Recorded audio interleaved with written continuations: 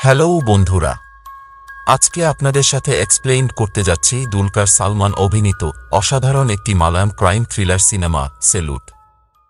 তো সিনেমা শুরুতেই আমরা এই সিনেমার প্রধান চরিত্র অরবিন্দ্রকে দেখতে পাই, যে কিনা একটি লোকাল থানায় আসে সেই থানার এসআই এর সাথে দেখা করতে।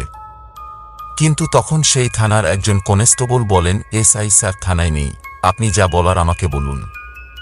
অরবিন্দ্র তখন বলে সে এই থানার সাবেক এসআই ছিল, কিন্তু বর্তমানে সে সাময়িক অবসরে আছে। তখন পুলিশগুলো চমকে যায় আর অরবিন্দ্রকে সেলুট দিয়ে বলে, স্যার আপনার কি চাই? অরবিন্দ্র বলে, আমি পুরনো কেস ফাইল থেকে মার্টিন শিবা হত্যা মামলার ক্রাইম 258/17 সময়কার চন্দন পিল্লাই নামক একজন লোককে বেপরোয়া গাড়ি চালানোর কারণে পুলিশ তার নামে মামলা করেছিল, আর সেই ব্যক্তি সম্পর্কে আমি কিছু ডিটেলস জানতেই এখানে এসেছি। তখন দুজন পুলিশ অফিসার তাকে বলে, স্যার আপনি একটু বসুন, আমরা ফাইলটা খুঁজে দিচ্ছি। কিন্তু তারা যখন ফাইলটা খুঁজতে আসে তখন তারা একে অপরকে বলে সে হয়তো কোনো ক্রাইমের সাথে যুক্ত ছিল, তাই তাকে সাময়িক অবসরে রাখা হয়েছে। আর এসআই স্যারকে না বলে এভাবে তাকে ফাইলটি দিয়ে দেওয়া ঠিক হবে না। তখন তারা অরবিন্দ্রকে বলে, স্যার এই কেসটা অনেক পুরনো, তো তাই ফাইলটা খুঁজে পেতে একটু সময় লাগবে, আপনি ততক্ষণে একটু অপেক্ষা করুন। অরবিন্দ্র তখন থানার পাশে একটি চায়ের দোকানে চলে আসে। তখন সেই চায়ের দোকানের ছেলেটি তাকে চিনতে পারে এবং ছেলেটি তার থেকে চায়ের দাম রাখতে চায় না, কিন্তু অরবিন্দ্র তার চায়ের দাম দিয়ে আবারও থানার ভিতরে আসে। তখন সেই পুলিশ অফিসারগুলো বলে, স্যার অনেক খুঁজেছি কিন্তু ফাইলটি কোথাও পাইনি, হয়তো ফাইলটি এসপি অফিসে পাঠিয়ে দেওয়া হয়েছে, কারণ এত পুরনো ফাইল এখানে রাখা হয় না। অরবিন্দ্র তখন বলে, আপনি চাইলে আমি আপনাকে সাহায্য করতে পারি, কারণ এই থানায় কোথায় কি আছে তা সবই আমার জানা। তখন ওই থানার এসআই মহেশ সেখানে চলে আসে, আর সে অরবিন্দ্রকে দেখেই সেলুট করে, কারণ সে অরবিন্দ্রর থেকে 3 বছরের জুনিয়র ছিল। সে একসময় অরবিন্দ্রর আন্ডারেই কাজ করত। অরবিন্দ্র তাকে বলে, একজন অবসরে থাকা পুলিশ অফিসারকে স্যালুট দেয়া কোন আইনে বলা আছে? মহেশ বলে, এটা আইনের সেলুট না, এটা ভালোবাসার সেলুট। অরবিন্দ্র তখন বাইরে একটা বাইক দেখতে পায়, যেটা একসময় তার কাছে ছিল, কিন্তু এখন মহেশ চালায় সেই বাইকটা। বাইকটাকে দেখে অরবিন্দ্রর কিছু পুরনো স্মৃতি মনে পড়ে, আর এখান থেকে সিন কাট হয়ে পাস্তে চলে যায়, যেখানে আমরা দেখতে পারি একদিন সন্ধ্যাবেলায় অরবিন্দ্র কনস্টেবল বানশিকে নিয়ে একটি রক্তমাখা স্ক্রুড্রাইভার রাস্তার পাশে ঝোপের ভিতর লুকিয়ে রাখে। তখন সেখানে মুরলি নামে একটি ট্যাক্সি ড্রাইভার অরবিন্দ্রকে দেখতে পেয়ে বলে, আরে স্যার আপনি এখানে, আপনার বাইকে কোনো সমস্যা হয়েছে নাকি? অরবিন্দ্র বলে, বাইকে চাবি পড়ে গেছিল, সেটা খুঁজছিলাম। মুরলি তখন বলে, স্যার পুকুর থেকে বড় একটা শোল মাছ পেয়েছিলাম, বাসার জন্য দিয়ে দিব নাকি? তখন অরবিন্দ্র রেগে যায় আর মুরলিকে বলে, আমার শোল মাছের কোনো দরকার নেই, তুই আগে রাস্তা থেকে সর। পরের সিনে দেখানো হয় পাবান নামে একজন পুলিশ অফিসার মদের দোকানদার থাম্পির কাছে এসে ট্যাক্সি ড্রাইভার মুরলির ব্যাপারে জিজ্ঞেস করে। থাম্পি বলে, প্রতিদিনের মতোই মুরলি তার দোকানে এসে এক বোতল মদ খেয়ে বাসায় চলে গিয়েছিল। তখন ইন্সপেক্টর পাবান বলে, ওই দিন মদ খেয়ে মুরলি বাসায় যায়নি, বরং মদ খেয়ে রাগের মাথায় মুরলি মার্টিন শিবার বাসায় যায় এবং তাকে খুন করে। আর এমনটাই তুমি কোর্টে মুরলির বিরুদ্ধে সাক্ষী দিবে। থাম্পি বলে, কি বলছেন স্যার? মুরলি তো একজন ভালো মানুষ, আর ওর আপন বলতে একটা ছোট বোন আছে শুধু, সামনে সেই বোনটার বিয়ে, আমি ওর বিরুদ্ধে এমন মিথ্যা সাক্ষী দিতে পারবো না। ইন্সপেক্টর পাবান তখন থাম্পিকে ভয় দেখিয়ে তাকে মিথ্যা সাক্ষী দিতে রাজি করে। এরপর আমরা দেখতে পারি কনস্টেবল বানশি মুরলির ট্যাক্সিতে একটি বেহুশ করার স্প্রে রেখে আসে, আর এরপর একটি রক্তমাখা কাপড় মুরলির বাড়ির পাশে পুড়িয়ে আসে।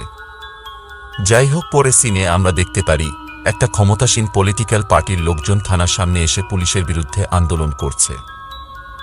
আসলে এই পলিটিক্যাল পার্টিটা হচ্ছে সেই মার্টিন শিবার, যাকে খুন করা হয়েছে। আর মার্টিন শিবা হল ওই অঞ্চলের একজন বড় মাপের রাজনৈতিক ব্যক্তি। অরবিন্দ্র তখন থানায় এসে দেখে ডিএসপি অজিতকে একজন রাজনৈতিক নেতা বলছে, আজ এতদিন হলো, এখন পর্যন্ত মার্টিনের খুনিকে ধরতে পারোনি। 2 দিনের ভেতরে যদি খুনিকে না ধরতে পারো তাহলে তোমার চাকরি থাকবে না। অরবিন্দ্র তখন আরও জানতে পারে ওই পার্টির কিছু লোক ডিএসপির কলার টেনে ছিঁড়ে ফেলেছে। আর এটা শুনে তো অরবিন্দ্রর মাথায় রাগ উঠে যায়, কারণ এই ডিএসপি অজিত হল অরবিন্দ্রর আপন বড় ভাই, আর অরবিন্দ্র তার ভাইকে অনেক ভালোবাসে। তাই সে তখনই বেরিয়ে যেয়ে পার্টির সেই লোকগুলোকে মারতে শুরু করে। যাই হোক, সেদিন রাতেই অজিতের মেয়ের বার্থডে পার্টি ছিল। অজিতের পুরো ফ্যামিলি যখন সেই বার্থডে পার্টি উদযাপন করছিল, তখন অজিতের থানার কিছু পুলিশ অফিসার এসে অজিতকে বলে, মার্টিন শিবা হত্যা মামলার চার্জশিট প্রস্তুত স্যার। তখন সেখানে অরবিন্দ্র উপস্থিত ছিল। অজিত তখন সেই পুলিশ অফিসারদেরকে চার্জশিটটা পড়ে শোনাতে বলে।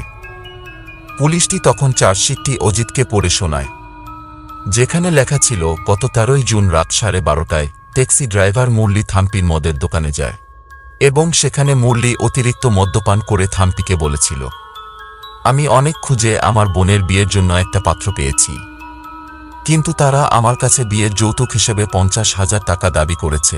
এখন আমার কাছে এত টাকা নেই।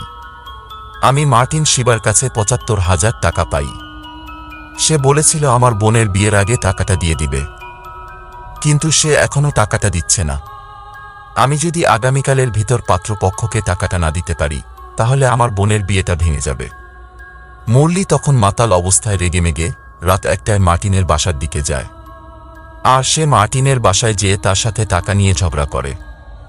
এক পর্যায়ে মুরলী অজ্ঞান করার স্প্রে দিয়ে মার্টিনকে অজ্ঞান করে একটি স্ক্রুড্রাইভার দিয়ে মার্টিনকে খুন করে, আর তার লাশ বাড়ির উঠোনের পাশে দাফন করে। পরদিন সকালে যখন মার্টিনের ভাই পুলিশকে জানায়, তখন পুলিশ মার্টিনের বাসার পাশ থেকে মার্টিনের লাশটি উদ্ধার করে, কিন্তু ততক্ষণে অনেক গুরুত্বপূর্ণ এভিডেন্স হারিয়ে গিয়েছিল, আর মার্টিনের ফোনটিও খুঁজে পাওয়া যায়নি। মুরলী ওই সকল এভিডেন্স নষ্ট করেছে, কিন্তু কিছু এভিডেন্স মুরলীর কাছে পাওয়া গিয়েছে। পুলিশ অফিসার তখন অজিতকে বলে, স্যার, এই হলো মার্টিন হত্যা মামলার চার্জশিট। অরবিন্দ্র তখন বলে তার কাছে এই চার্জশিটের তথ্য সম্পূর্ণ মিথ্যে মনে হচ্ছে, কারণ সে অনেকদিন ধরে মুরলীকে চেনে। মুরলী অনেক সহজ সরল একজন মানুষ, সে এমনটা করতে পারে না। কিন্তু অজিতসহ বাকি পুলিশ অফিসাররা অরবিন্দ্রর বিরোধিতা করে, তারা বলে এটাই সত্যি। অরবিন্দ্র তখন ডিসঅ্যাপয়েন্টেড হয়ে সেখান থেকে চলে আসে, কিন্তু কিছুক্ষণ পর অজিত অরবিন্দ্রকে তার রুমে ডেকে নেয়। অরবিন্দ্র তখন বলে, ভাইয়া, আমার জানা মতে তুমি একজন আদর্শবান পুলিশ অফিসার, আর আমি ছোটবেলা থেকে তোমার আদর্শে বড় হয়ে পুলিশ অফিসার হয়েছি, কিন্তু আমি এটা তোমার থেকে একদমই আশা করিনি। অজিত বলে, প্রতিটি মামলায় সবসময় উপযুক্ত প্রমাণ বা ভিকটিমকে খুঁজে পাওয়া যায় না, তখন পুলিশকেই সেই মামলার মিথ্যা প্রমাণ তৈরি করতে হয়, আর আমরা যদি এটা না করি তাহলে উল্টো আমাদেরই সমস্যায় পড়তে হয়। আমি যখন নতুন ডিউটিতে যোগ হয়েছিলাম, তখন একজন লোক ছুরিকাঘাতে একটি বাচ্চা মেয়েকে হত্যা করেছিল, কিন্তু কোর্ট থেকে সেই অপরাধীকে ছেড়ে দেওয়া হয়, কারণ যেই ছুরি দিয়ে সে মেয়েটিকে হত্যা করা হয়েছিল সেই ছুরিটি আমরা উদ্ধার করতে পারিনি, আর সেই কারণে আমাকে ট্রাফিক পুলিশে বদলি করে দেওয়া হয়েছিল। তখন আমাকে এক সিনিয়র পুলিশ অফিসার বলেছিল, অনেক সময় উপযুক্ত প্রমাণ না পেলে নিজেকে মিথ্যা প্রমাণ তৈরি করতে হয়। কিন্তু আমি তখন তার কথা বুঝিনি, কিন্তু আস্তে আস্তে সব বুঝতে পেরেছি। তুমি এই ডিপার্টমেন্টে নতুন, তাই এখনো কিছু বুঝতেছ না, কিন্তু তুমিও একদিন সবকিছু বুঝে যাবে। এখন যদি আমি মার্টিনের হত্যা মামলায় মুরলীকে না ধরিয়ে দেই, তবে আমার চাকরি চলে যাবে, আর এটা আমার জন্য একটা লজ্জাজনক ব্যাপার হবে। তুমি যদি এটা না চাও তবে আমাকে সাহায্য করো। আর এই কারণেই অরবিন্দ্র সেদিন সন্ধ্যাবেলায় স্ক্রুড্রাইভারে রক্ত লাগিয়ে মুরলীর বাড়ির কাছে রেখে এসেছিল, আর কনস্টেবল বানশি সকল মিথ্যা এভিডেন্স তৈরি করেছিল। যাই হোক, পরের দিন রাতে অরবিন্দ্র কিছু পুলিশ অফিসার নিয়ে মুরলীর বাড়িতে যায় মুরলীকে অ্যারেস্ট করতে। অরবিন্দ্র মুরলীকে ডাক দেয়া মাত্রই সে বাড়ি থেকে বের হয়ে আসে, কারণ মুরলী অরবিন্দ্রকে অনেকটা সম্মান করে। কিন্তু তখন মুরলী বাহিরে আসা মাত্রই পুলিশগুলো মুরলীকে জোর করে গাড়িতে তোলে। মুরলী তখন বলে, স্যার, এত রাতে আমার বোনটা ঘরে একা, আমি কিছু করিনি, দয়া করে আমাকে ছেড়ে দিন। কিন্তু তারা মুরলীকে জোর করে মার্টিনের বাড়িতে নিয়ে আসে। সেখানে তারা মুরলীর রক্ত বের করে সেই রক্ত মার্টিনের বাসায় লাগিয়ে মিথ্যা এভিডেন্স তৈরি করে। পরের দিন সকালে মুরলীকে সেই জায়গাতে নিয়ে যাওয়া হয় যেখানে অরবিন্দ্ররা আগেই রক্ত মাখা স্ক্রুড্রাইভার রেখেছিল, আর সকল এভিডেন্সের ভিত্তিতে মুরলীর যাবজ্জীবন কারাগার হয়ে যায়। এখান থেকে সিন চলে আসে 2 মাস পরে, যেখানে ইন্সপেক্টর পাবান সহ কিছু পুলিশ অজিতের কাছে এসে বলে, কাল রাতে আমরা তিরুমালা রোডে টহলরত অবস্থায় চন্দন পিল্লাই নামে একটা মাতাল গাড়ি চালকে আটক করেছিলাম। আমি যখন সেই গাড়িটার তল্লাশি করি তখন সেই গাড়ির ভিতরে একটা মোবাইল ফোন আর একটা অজ্ঞান করার পেপার স্প্রে পাই। আমি সেই ফোনের নাম্বারটা রেখে দিয়ে গাড়ি চালককে ছোট একটা মামলা দিয়ে ছেড়ে দেই। কিন্তু পরবর্তী যখন আমি সেই ফোন নাম্বারটা চেক করি তখন দেখি এই ফোন নাম্বারটা মৃত মার্টিনের। অরবিন্দ্র তখন বলে, এটিই তাহলে মার্টিনের আসল হত্যাকারী, আমাদের ওকে ধরা উচিত। কিন্তু অজিত তখন বলে, আদালতে মুরলির বিচার কার্যকর হয়েছে আর সকল সাক্ষী প্রমাণও পেশ করা শেষ। এখন যদি আমরা এই বিষয়টাকে আবার নতুন করে তুলে ধরি আর সেই ব্যক্তি আসল খুনি হয়, তাহলে আমাদের সবার চাকরি তো চলেই যাবে, উল্টো 5 বছরের জন্য জেলে চলে যেতে হবে। তাই এই বিষয়টা এখানেই শেষ। কিন্তু আসল অপরাধী ঘুরে বেড়াবে আর একজন নির্দোষ ব্যক্তি জেলের ভিতরে পচে মরবে। অরবিন্দ্র এই বিষয়টা একদমই মেনে নিতে পারে না। তাই সে চাকরি চলে যাওয়া কিংবা জেলে যাওয়ার ভয় না করে নতুন করে এই কেসের ইনভেস্টিগেট করা শুরু করে। অজিত যখন এই বিষয়টা জানতে পারে তখন সে অরবিন্দ্রকে আইজির বাসার সিকিউরিটির দায়িত্বে ট্রান্সফার করে দেয়, যাতে সে ইনভেস্টিগেশন করার কোনো সময় না পায়। অরবিন্দ্র তখন বিরক্ত হয়ে তার চাকরি থেকে 5 বছরের সাময়িক অবসরে চলে যায়। আর এই কেসের কারণে অরবিন্দ্রর সাথে তার ভাইয়ের সম্পর্ক কিছুটা নষ্ট হয়ে যায়। তাই অরবিন্দ্র তার ভাইয়ের বাসা থেকে অন্য একটি শহরে চলে যায়। সেখানে অরবিন্দ্রর সাথে দিয়া নামের একটি মেয়ের ভালোবাসা হয়।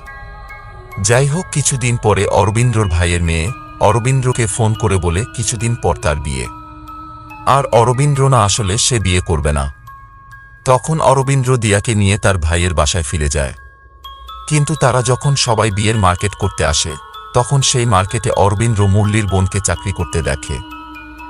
মুরলির বোন তখন অরবিন্দ্রকে বলে, প্লিজ স্যার, দয়া করে এখানে কাউকে বলবেন না আমি মুরলির বোন, তাহলে আমার চাকরিটা থাকবে না।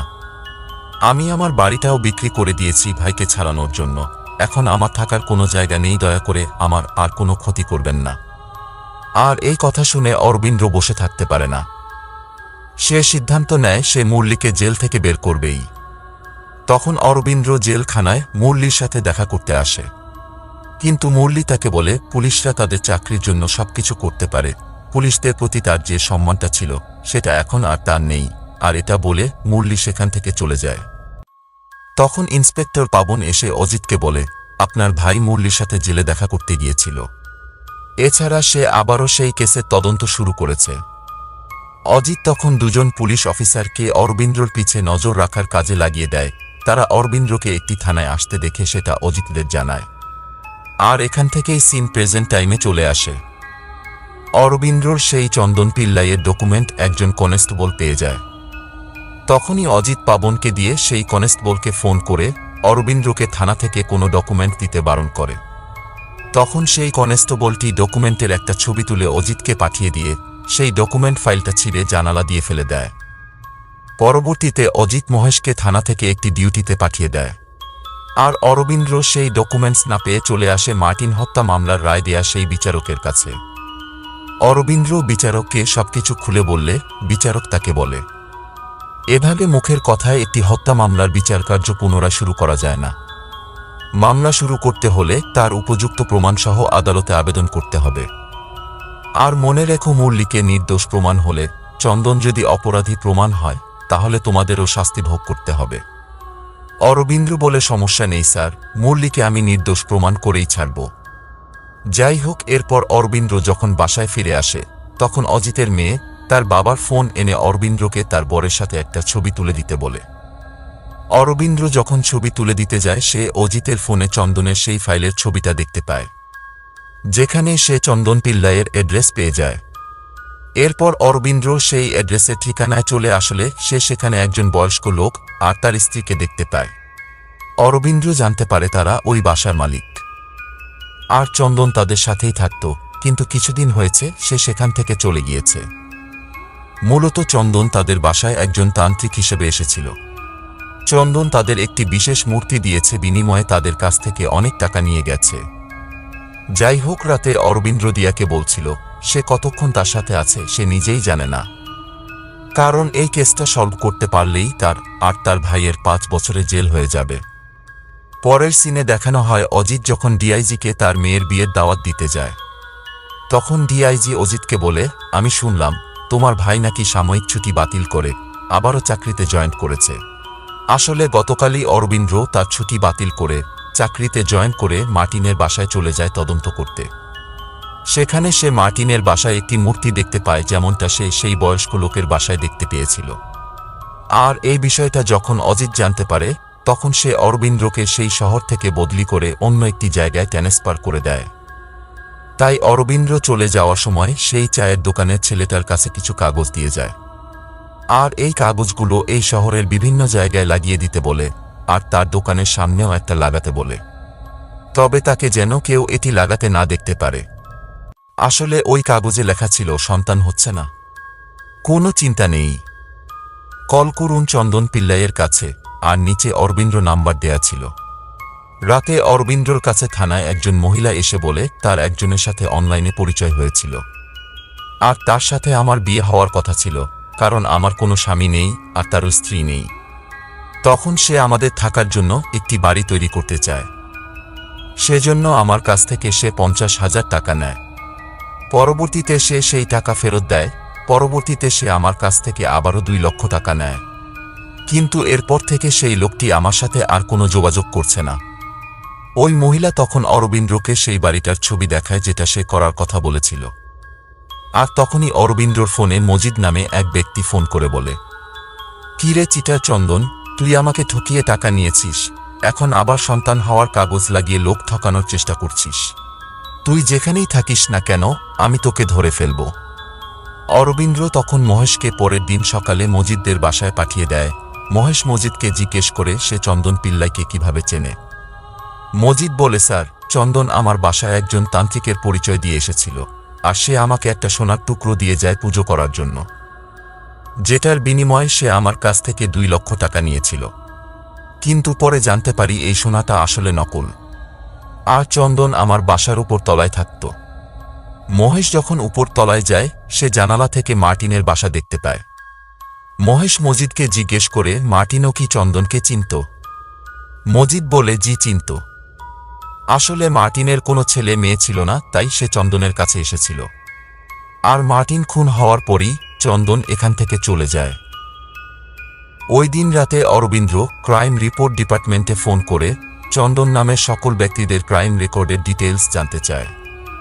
ওই অফিসার রেকর্ড চেক করে অরবিন্দ্রকে বলে সে 5 জন চন্দনকে পেয়েছে যাদের নামে অসংখ্য ক্রাইম রেকর্ড আছে, কিন্তু এদের মধ্যে একজনের ক্রাইম রেকর্ড যে অনেক লোককে ঠকিয়ে তাদের টাকা মেরে দিয়েছে, আর তার পুরো নাম চন্দন পিল্লাই। অরবিন্দ্র তখন সেই ক্রাইম অফিসারের থেকে চন্দনের অ্যাড্রেস নেয়। পরের দিন যখন অরবিন্দ্র চন্দনের বাসায় যায়, সে দেখতে পায় চন্দন তার পরিবার নিয়ে ইন্ডিয়া থেকে বাইরে কোথাও চলে যাচ্ছে।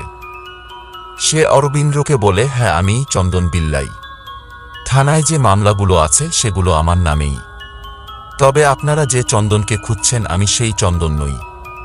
কেউ একজন আমার নাম ও পরিচয় ব্যবহার করে কেউ এই ক্রাইমগুলো করছে।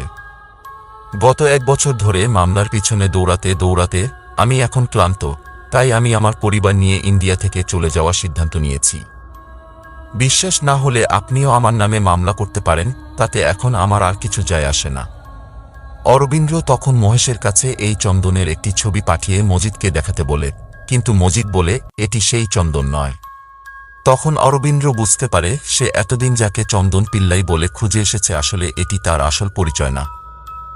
অরবিন্দ্রর তখন সেই মহিলার কথা মনে পড়ে যাকেও একটি লোক ঠকিয়ে টাকা নিয়েছিল। অরবিন্দ্র সেই মহিলার কাছ থেকে সেই লোকের নাম্বারটি আনে। তারা যখন সেই নাম্বারটি ট্রেস করে একটি লোকের কাছে পৌঁছায়, তখন সে লোকটি বলে, এটি আমার নাম্বার নয়, এটি আমাকে সচিবালয়ে পর্যটন বিভাগের কর্মকর্তা রেজি জাকারিয়া দিয়েছিল, কারণ সে আমাকে পর্যটন বিভাগের চাকরি দেওয়ার কথা বলেছিল, আর আমার কাছ থেকে টাকাও নিয়েছিল, কিন্তু সে এখনও আমাকে চাকরি দেয়নি। অরবিন্দ্র তখন সেই কর্মকর্তা রেজি জাকারিয়ার কাছে গেলে সে তাকে বলে, আপনারা যাকে খুঁজছেন আমি সে নই। কেউ একজন আমার নাম ব্যবহার করে মানুষকে মিথ্যা চাকরি দেওয়ার আশ্বাস দিয়ে টাকা নিচ্ছে। আর আমি এটা তখন জানতে পারি যখন 2 জন লোক আমার কাছে চাকরির জন্য আসে। আমি তখন তাদের কাছ থেকে সেই লোকটির নাম্বার নিয়ে তাকে ফোন করি এবং তার কাছে চাকরি চাই। তখন সে আমাকে পামবাম দ্বীপে 1,00,000 টাকা নিয়ে আসতে বলে।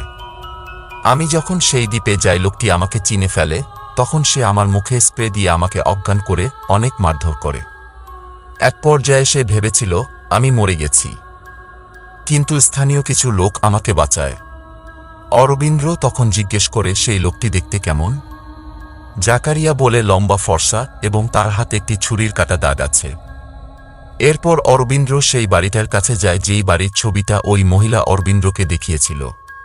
অরবিন্দ্র তখন দেখে কোন পজিশনে বসে বাড়ির ছবিটা তোলা হয়েছিল। অরবিন্দ্র লক্ষ্য করে ওই বাড়ির পেছনেই একটা পুরনো বাড়ি রয়েছে। অরবিন্দ্র যখন ওই বাড়ির ভেতরে যায় তখন সে ওইখানে অনেকগুলো ফেক ডকুমেন্টস ও আইডি কার্ড দেখতে পায়। তখন সেখানে ওই বাড়িটির কেয়ারটেকার চলে আসে। অরবিন্দ্র তাকে জিজ্ঞেস করে এই বাড়ির মালিক কে। কেয়ারটেকার বলে এই বাড়ির আসল মালিক বিদেশে থাকে, কিন্তু এখন এই বাসায় বিজয় মোহন থাকে, যে এই বাসাটা তার কাছ থেকে ভাড়া নিয়েছে। অরবিন্দ্র বলে সে দেখতে কেমন। কেয়ারটেকার বলে লম্বা ফর্সা আর তার হাতে একটা কাটা দাগ আছে। অরবিন্দ্র জিজ্ঞেস করে সে এখন কোথায়। কেয়ারটেকার বলে সে কোনো একটা কাজে কিছুদিনের জন্য শহরের বাইরে গিয়েছে, কালকে সকালেই সে চলে আসবে। অরবিন্দ্র তখন দুজন পুলিশ অফিসারকে সেদিন রাতে এই বাসার উপর নজর রাখতে বলে যায়। পরের দিন সকালে অরবিন্দ্র যখন আসে সে জানতে পারে বিজয় মোহন নামে একজন মাতাল অবস্থায় এই রোডে গাড়ি অ্যাক্সিডেন্টে মারা গিয়েছে আর তাকে থানার এসআই শ্মশান ঘাটে নিয়ে গেছে। অরবিন্দ্র তখন দ্রুত সেই শ্মশান ঘাটে চলে যায়, কিন্তু সে জানতে পারে একটু আগেই লোকটির সৎকার করা হয়ে গেছে। কিন্তু অরবিন্দ্র জানতে পারে সেই লোকটির হাতে একটা ছুরিতে কাটার চিহ্ন ছিল আর তার পকেটে অনেকগুলো নকল আইডি কার্ড পাওয়া গেছে। তখন অরবিন্দ্র বুঝতে পারে এতদিন যাকে ধরার জন্য সে এত কিছু করেছে সে আজকার অ্যাক্সিডেন্টে মারা গেল। অরবিন্দ্র এরপর মার্টিন হত্যা মামলার যতগুলো নতুন এভিডেন্স জোগাড় করেছে সবগুলো তার ভাইয়ের কাছে নিয়ে আসে। তার ভাই সেগুলো দেখে বলে তুমি এই মামলায় অনেক দূর এগিয়ে গিয়েছ, কিন্তু দুঃখের বিষয় তুমি এখনও এই মামলার আসল খুনিকে ধরতে পারোনি। অরবিন্দ্র বলে আমি তাকে খুঁজে পেয়েছি, সে বেঙ্গালুরুতে লুকিয়ে আছে, আমি কালকেই তাকে ধরতে যাব। এই বলে অরবিন্দ্র সেখান থেকে চলে যায়। তখন অজিত তার পুলিশ সদস্যদের ফোন করে রেডি হতে বলে, কারণ তারা এখনই বেঙ্গালুরুতে যাবে ওই আসল খুনিকে খুঁজে বের করে তাকে সেখান থেকে দূরে কোথাও সরিয়ে দিতে। এরপর তারা যখন বেঙ্গালুরুর উদ্দেশ্যে যাচ্ছিল তখন তাদেরকে রাস্তায় কিছু পুলিশ এসে গ্রেপ্তার করে, কারণ অজিতের ফোনে কথা বলা সবকিছু অরবিন্দ্র আগেই হ্যাক করে নিয়েছিল। পরে সে সেই কল রেকর্ড রাজ্যের স্পেশাল ক্রাইম ব্রাঞ্চের কাছে পাঠিয়ে দেয়। এরপর অজিত ও তার টিমকে যখন আদালতে নিয়ে আসা হয় তখন অজিত অরবিন্দ্রকে বলে অবশেষে তুই জিতে গেলি। অরবিন্দ্র বলে এখানে হার জিতের কিছু নেই, আমি শুধু সত্যের পক্ষে কাজ করেছি আর একজন নির্দোষকে বাঁচানোর চেষ্টা করেছি। আর তুমি চিন্তা করো না, শাস্তি ভোগ করলে আমরা একসাথেই করব। পরের সিনে দেখানো হয় অরবিন্দ্র দিয়াকে বলছিল আদালত এখনো ফাইনাল রায় দেয়নি, তবে খুব শীঘ্রই মুরলি ছাড়া পাবে আর আমরা জেলের ভিতরে থাকব। এরপর অরবিন্দ্র তার গাড়ির ভিতরে একটা চিঠি দেখতে পায়, যেখানে লেখা ছিল আমি জানি তুমি আমার পেছনে লেগে আছো, কিন্তু এত সহজে তুমি আমাকে ধরতে পারবে না, চেষ্টা করে যাও। এই চিঠিটা সেই ক্রিমিনাল মারা যাওয়ার আগে অরবিন্দ্রর গাড়িতে রেখেছিল। অরবিন্দ্র তখন মনে মনে বলে তুই নিজেই জানতি না এটাই তোর জীবনের শেষ চিঠি। এতগুলো মানুষের জীবন নষ্ট করে ভেবেছিলি তুই বেঁচে থাকবি, কিন্তু সৃষ্টিকর্তাই এই নির্মম মৃত্যু দ্বারা তোকে উপযুক্ত শাস্তি দিয়েছে। আর এখানেই মুভিটা শেষ হয়। এখন বন্ধুরা আমার পার্সোনাল অপিনিয়ন অনুযায়ী বেসিক্যালি মুভিটার স্টোরি লাইন ভালো লাগলেও ক্লাইম্যাক্সটা তেমন জমাতে পারেনি। আর এমন একটা মুভি যার মূল ভিলেনকে শেষ পর্যন্ত আড়ালেই রেখে দেওয়া হলো।